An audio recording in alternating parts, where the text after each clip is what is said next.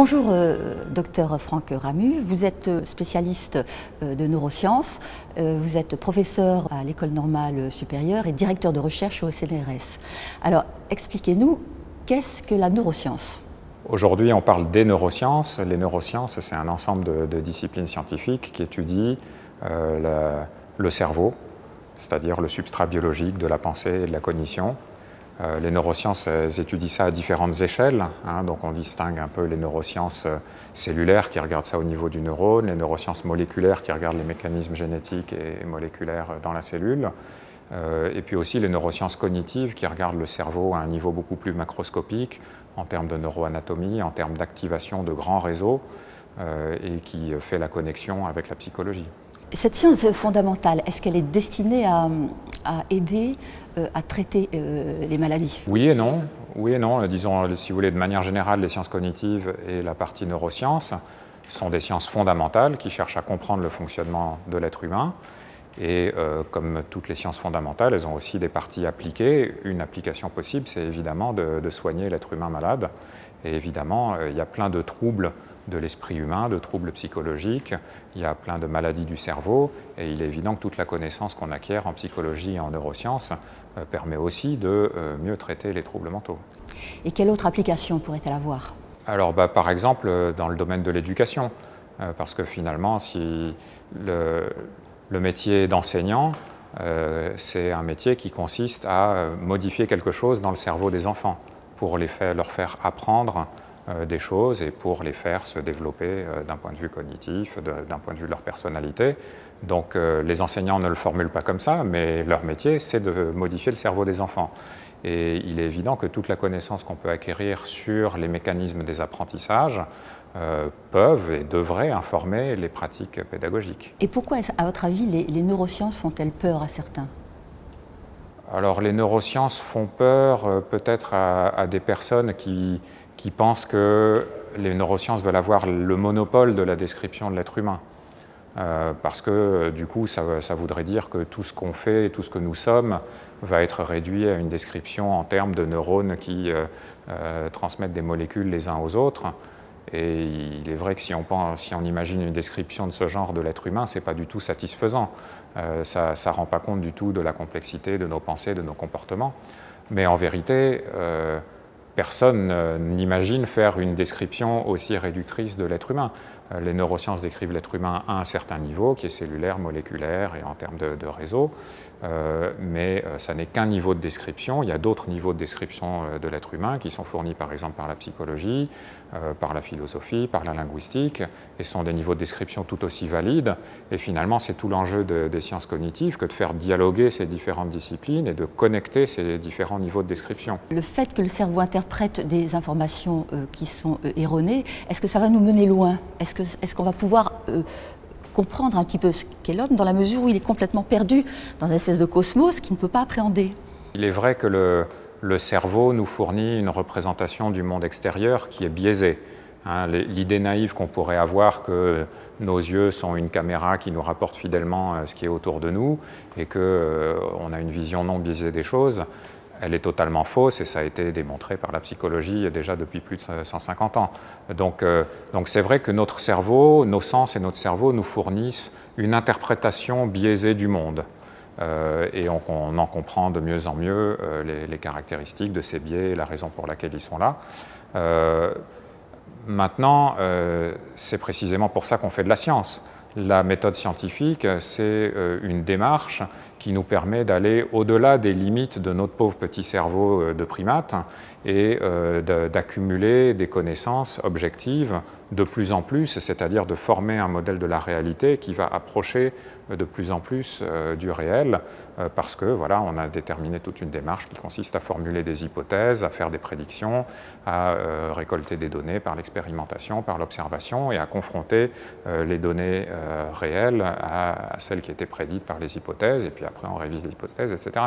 Donc toute cette démarche qui est très compliquée, qui a mis beaucoup de siècles à émerger, eh bien voilà, elle nous permet de collectivement atteindre un niveau de connaissance qui va bien au-delà de ce qu'un être humain tout seul, avec ses capacités limitées, pourrait atteindre. Alors je sais que vous êtes très attaché à la médecine basée par les preuves et vous critiquez beaucoup la psychanalyse. Vous pourriez nous dire un mot de cette polémique entre les psychanalystes et les neuroscientistes? Oui, alors il n'y a pas forcément polémique entre la psychanalyse et les neurosciences. Disons, on va dire, si on essaye d'adopter un point de vue le plus neutre possible, on va dire la psychanalyse, c'est une école de pensée au sein de la psychologie. Déjà, quand je le formule comme ça, ce n'est pas forcément bien connu de tout le monde, parce que beaucoup de gens qui ne sont pas informés de la psychologie ne connaissent que deux approches de l'être humain, la biologie ou la psychanalyse. Et ils pensent qu'il n'y a rien entre les deux. Bon, en fait, la psychanalyse, c'est juste une école de pensée au sein de la psychologie. Il y en a d'autres, il y a la psychologie cognitive, la neuropsychologie, la psychologie sociale, etc. Et donc après, il faut juste évaluer chaque approche en fonction de ses résultats. Il se trouve que la psychanalyse, ce n'est pas la branche qui a le mieux réussi si on l'évalue sur les critères scientifiques. Notamment sur l'autisme, dont vous êtes un des spécialistes. Oui, alors bon, l'autisme, c'est effectivement, ça agit comme révélateur ces dernières années des insuffisances de la psychanalyse. Mais ça n'est qu'un exemple parmi d'autres. La psychanalyse est autant en échec avec la dépression, le trouble bipolaire, la schizophrénie et tous les troubles mentaux. La psychanalyse a des problèmes qui sont plus fondamentaux que ça, qui sont...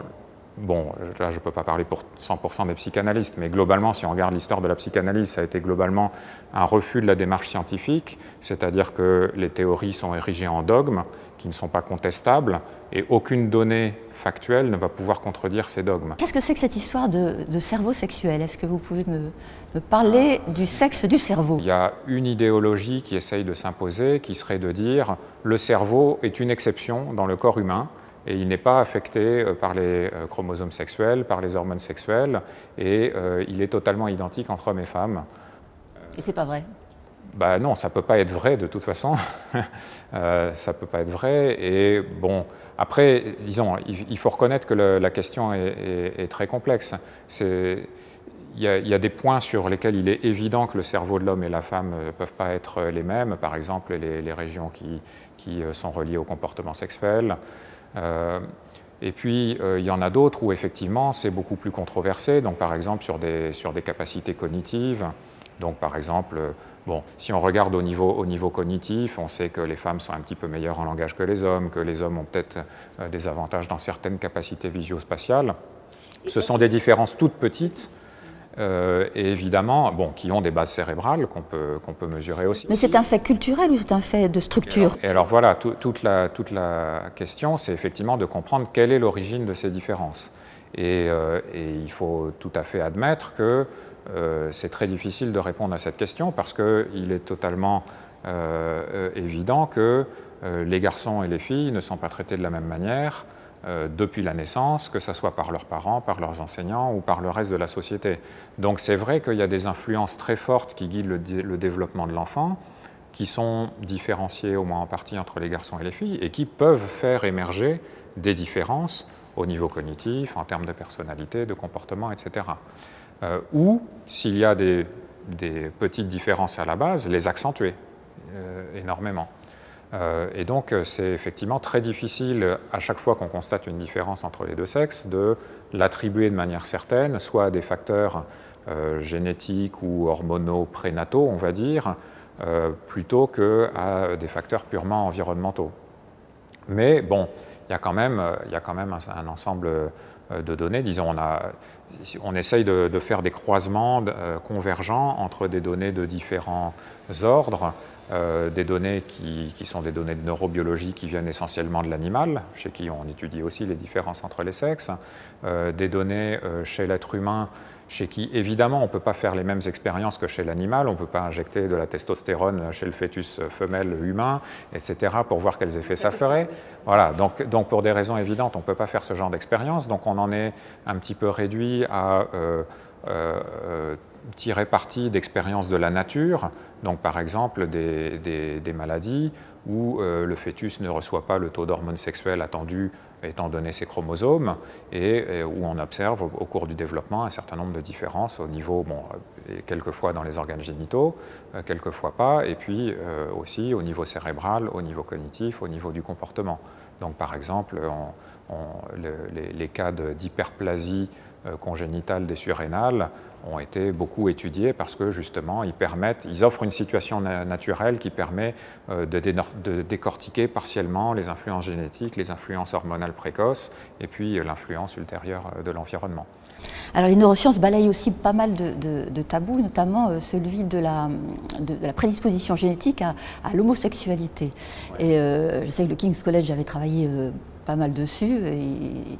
Alors tout le monde avait dit qu'il y a un gène de l'homosexualité, ce qui avait entraîné une levée de bouclier. Qu'est-ce qu'il en est? Sans doute probablement la même chose, une prédisposition et un environnement. Oui, en fait ça peut être intéressant d'aborder la question de l'homosexualité en repartant des différences entre hommes et femmes et de penser l'orientation sexuelle de cette manière. Finalement, on est obligé de constater que si on formule l'orientation sexuelle comme étant le fait d'être attiré soit par les hommes, soit par les femmes, on ne peut constater que spontanément, les hommes et les femmes, et puis les garçons et les filles d'un certain âge, ont une orientation sexuelle qui est largement opposée. Hein, les garçons spontanément sont attirés par les filles sont spontanément... Voilà, ça dépend de l'âge, ça émerge progressivement, les filles sont attirées par les garçons, donc on ne peut pas s'empêcher de penser, et il y a des bonnes raisons de le penser, qu'il y a quand même quelque chose dans le cerveau des garçons et dans le cerveau des filles qui diffère à un niveau fondamental, qui fait qu'ils vont être attirés par des individus différents spontanément, pour la très grande majorité d'entre eux, on va dire 95% d'entre eux. Et donc, il y a de très bonnes raisons de penser qu'effectivement, cette attirance pour le sexe opposé, elle est codée d'une certaine manière dans le cerveau des garçons et des filles, et sans doute parce que certaines structures cérébrales qui sont responsables de cela sont modelées par les hormones sexuelles fœtales à un stade très précoce. Ayant dit cela, on constate qu'il y a des hommes et des femmes qui divergent de cette orientation sexuelle majoritaire et qui sont moins attirés par le sexe opposé, plus attirés par le même sexe, ou quelque part entre les deux. Et donc, ayant constaté la différence entre hommes et femmes à la base et les facteurs sous-jacents, l'hypothèse par défaut, c'est évident, ça serait de dire que oui, les mêmes facteurs qui différencient l'orientation sexuelle entre le garçon et la fille sont ceux qui doivent dévier d'une certaine manière et qui font que l'orientation sexuelle pour le sexe opposé n'est pas retrouvée chez certains individus. Alors après, c'est une chose d'en faire l'hypothèse et c'en est une autre de le prouver. Si on regarde un petit peu les données, on va dire que ce n'est pas totalement tranché, mais disons, il y a un certain nombre de données suggestives concernant le rôle de facteurs génétiques, une héritabilité de l'homosexualité qui serait de l'ordre de 30%, donc ce n'est pas des facteurs de manière prédominante génétique. C'est étrange parce qu'il n'y a jamais vraiment de famille, famille. En fait, si, les premières études de génétique de l'homosexualité se sont concentrées sur les familles dans lesquelles il y avait au moins 2 hommes homosexuels. Et en analysant plusieurs dizaines de ces familles, ils ont trouvé que, statistiquement, ces hommes homosexuels avaient plus de chances que les hommes hétérosexuels de la même famille de partager une certaine région du chromosome X. Et donc, depuis ce jour-là, il y a une certaine région du chromosome X qu'on dit être liée à l'homosexualité masculine. Après, évidemment, les gens ont cherché à identifier dans cette région le gène ou les gènes qui pourraient être responsables, enfin dont des variations pourraient être responsables de variations dans l'orientation sexuelle. Et pour l'instant, on peut dire que ces recherches n'ont pas été couronnées de succès et qu'il n'y a aucun gène qui a été... Enfin bon, il y a eu des gènes candidats, notamment celui du récepteur à la testostérone qui était parfaitement plausible, mais les études d'association, pour l'instant, en fait, ont porté sur de trop petites populations, donc on ne peut pas dire qu'aucun de ces gènes ait été vraiment répliqué et confirmé. Après, il y a aussi d'autres facteurs, comme des facteurs à nouveau hormonaux prénataux, notamment la testostérone fœtale, dont on pense qu'ils ont de bonnes chances d'être impliqués dans la détermination de l'orientation sexuelle, et puis aussi sans doute d'autres facteurs moléculaires qu'on n'a pas identifiés. Alors, on a parlé des facteurs biologiques qui pourraient prédisposer à l'homosexualité. Ça peut paraître plus ou moins convaincant. Ce qui est intéressant, c'est aussi de regarder de l'autre côté, finalement, les facteurs environnementaux qui pourraient influencer l'orientation sexuelle. Quels sont-ils? Ça ne manque pas d'hypothèses, etc. Par exemple, il y a l'hypothèse du petit dernier, le petit dernier, le garçon dernier d'une longue fratrie qui serait un peu le chouchou de sa maman et qui pourrait être un petit peu féminisé. Ça peut être des hypothèses d'initiation pour les garçons qui ont un certain nombre de grands frères. ou simplement d'exposition plus à des personnalités masculines plutôt que féminines. Bref, il y a eu tout un tas d'hypothèses. La question qui est importante de se poser, c'est finalement quelles sont les données qui viennent à l'appui de ces hypothèses. Et si on regarde bien, il n'y a simplement aucune donnée factuelle qui montre qu'une manière d'élever les enfants ou une manière de les exposer à ceci ou cela puisse changer de quelque manière que ce soit leur orientation sexuelle. Il n'y a simplement aucune donnée. Et il y a même des gens qui ont essayé, puisqu'il y a des gens à l'époque où on voyait l'homosexualité comme une maladie, il y a des médecins qui se sont employés à essayer de guérir les homosexuels, donc de changer leur orientation sexuelle. Et la conclusion unanime, ça a été un constat d'échec. On ne peut pas changer l'orientation sexuelle d'une personne. On peut l'empêcher d'exprimer son orientation sexuelle, donc on peut modifier ses comportements sexuels de plein de manières différentes, y compris extrêmement coercitives, mais ces méthodes-là n'ont aucun impact sur le ressenti de la personne et l'orientation spontanée qu'elle a. Donc finalement, il y a assez peu, disons, si on fait la comparaison, il y a quand même beaucoup plus d'arguments en faveur des facteurs biologiques précoces qu'en faveur de facteurs environnementaux. Donc finalement, en neurosciences, comme dans tous les autres domaines scientifiques, au fur et à mesure que la connaissance et la technologie se développent, évidemment, il y a toujours plein d'applications qui se présentent, certaines pour le meilleur et d'autres pour le pire, et donc les choix qu'il y a à faire doivent rester dans les mains des citoyens et de leurs représentants au niveau politique, et qui consistent à délibérer et décider des applications qui sont souhaitables et de celles qui doivent rester interdites.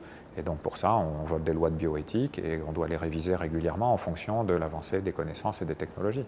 À court terme et à moyen terme, est-ce que vous pensez qu'on aura un peu une idée, bientôt, avec les neurosciences, de ce qu'est la conscience, de ce qu'est la mémoire, de ce qu'est le libre arbitre? Est-ce que c'est une chimère ou est-ce que c'est à portée de main? Non, ce n'est pas du tout une chimère. Et d'ailleurs, on a déjà une assez bonne compréhension de ces phénomènes que vous avez cités. La conscience, ça fait quand même plusieurs décennies que ce n'est plus un objet purement philosophique, mais que c'est un objet d'investigation scientifique. Et on a autour de nous, dans nos laboratoires, des grands experts mondiaux de la conscience. Alors qu'est-ce que c'est la conscience? C'est une molécule? C'est une synapse? Qu'est-ce qui fait que je sais que je suis là avec vous? On pourrait donner 50 définitions de la conscience, mais on va dire que c'est une capacité qu'a notre cerveau de se retourner sur lui-même, sur son propre fonctionnement et de s'analyser lui-même, on va dire, et du coup de rapporter la manière dont il fonctionne, ce qu'il perçoit, ce qu'il ressent. Voilà, c'est une espèce de phénomène émergent qui émerge à partir d'un certain niveau de complexité du système nerveux, sans doute. Je résume en quelques phrases, oui. Mais bon, on en connaît relativement bien les bases cérébrales, les conditions aux limites, etc. C'est vraiment un objet d'étude totalement expérimental. Et la conscience alors? L'inconscient? L'inconscient. Alors, ce qui est finalement, dans les sciences cognitives, on ne parle pas tellement de l'inconscient avec un I majuscule, mais on parle de tout ce qui est non conscient. Et ça, c'est l'essentiel finalement. La conscience, si vous voulez, c'est la partie émergée de l'iceberg. De tout ce qui se passe dans notre tête, l'essentiel, on n'en est pas conscient. Quels sont les mécanismes qui font qu'en ce moment, vous me voyez, vous m'entendez, vous n'avez aucune difficulté à comprendre les phrases que je dis. Tous les mécanismes qui sont derrière, vous n'avez pas la moindre conscience, mais ils existent quand même et ils fonctionnent à toute vitesse dans votre cerveau. La conscience, c'est vraiment la partie émergée de l'iceberg, c'est les toutes petites bribes du fonctionnement de votre cerveau dont vous arrivez effectivement à prendre une connaissance explicite et vous êtes capable d'en parler. Tout le reste, vous n'en avez pas la moindre conscience. Et donc finalement, tout l'objet, quasiment toutes les neurosciences et toute la psychologie sont en fait centrées sur l'étude de tous les phénomènes inconscients. Parce que la conscience, voilà, au moins ça on peut le raconter. Alors finalement, est-ce que j'ai vraiment mon libre arbitre? Est-ce que je pense ou est-ce que je suis pensée? Et est-ce qu'on me fait penser que je pense? Oui, alors ça c'est une question philosophique très, très ardue. On ne va pas donner une réponse définitive à ça, mais c'est clair que la psychologie et les neurosciences ont alimenté un petit peu ce débat en montrant finalement que au moment où vous avez conscience que vous avez pris une décision, par exemple on vous donne un choix, il faut appuyer sur le bouton A ou sur le bouton B ou acheter tel objet ou tel autre, au moment même où vous prenez cette décision, ou en tout cas vous avez conscience de prendre cette décision, il y a des neurones dans votre cerveau qui ont déchargé quelques centaines de millisecondes auparavant, et ce que ces neurones ont fait détermine votre choix ultérieur. Alors ces états du cerveau sont-ils prédéterminés ou est-ce qu'ils sont complètement probabilistes? Disons, c'est une question quasiment philosophique. Si on pense qu'on vit dans un monde où il y a un déterminisme causal, c'est-à-dire où chaque événement est déterminé par ses causes antérieures, finalement, nos pensées, nos actions, les états de notre cerveau sont aussi des événements qui sont eux-mêmes déterminés par leurs causes antérieures. Donc les causes antérieures à notre état cérébral à l'instant T, c'est l'état de notre cerveau à l'instant précédent et les informations qu'il a reçues entre-temps. Et donc si on remonte cette chaîne causale, on peut tout débobiner, remonter à notre génome qui a construit notre cerveau, et finalement à la somme de toutes les influences environnementales qui sont venues, elles aussi, modeler notre cerveau, le remplir d'informations, etc. Toute notre expérience, tout notre vécu, tout ça s'est internalisé dans notre cerveau, ça fait de lui ce qu'il est à l'instant T, et donc d'une certaine manière, ça détermine ce qu'il va faire à l'instant T+1. Donc de ce point de vue-là, oui, effectivement, tout est déterminé. Donc le cerveau contient le monde, en fait. Le cerveau contient le monde? Non, non, pas forcément, pas tout le monde. Mais non, il est juste déterminé. Après, il faut bien réaliser que les gens sont très inconfortables avec cette idée de déterminisme causal parce qu'ils ont l'impression de ne pas être libres. Mais en vérité, ce n'est pas vraiment ça qui est pertinent. D'abord, il faut bien se dire que l'alternative au déterminisme causal n'est pas très séduisante non plus, parce que si la seule alternative possible, ça serait d'introduire un grain de sable aléatoire dans tout ce déterminisme causal. Mais si on introduit de l'aléatoire, ce n'est pas plus satisfaisant. Si je vous dis que votre décision entre A et B a été jouée à la roulette, ça ne vous rend pas votre libre arbitre. Voilà, c'est une autre forme de détermination que vous ne contrôlez pas plus. Donc finalement, il faut réaliser que la question du libre arbitre, c'est-à-dire notre sensation de pouvoir faire ce qu'on veut, elle n'est pas véritablement liée à la négation du déterminisme causal. Il y a plusieurs sens du mot liberté. Nous, la liberté à laquelle on aspire, c'est surtout le fait de ne pas être contraint. J'ai envie de pouvoir manger ce que je veux ce soir sans que quelqu'un me l'enfourne dans la bouche d'autorité. Et ça reste vrai, même si le choix du menu que je vais faire ce soir est d'une certaine manière prédéterminé par les états antérieurs de mon cerveau. C'est pas grave, j'ai quand même l'impression de choisir et je suis content. Bien, écoutez, Monsieur Rameux, merci beaucoup de nous avoir accordé cet entretien et bonne route pour vos neurosciences.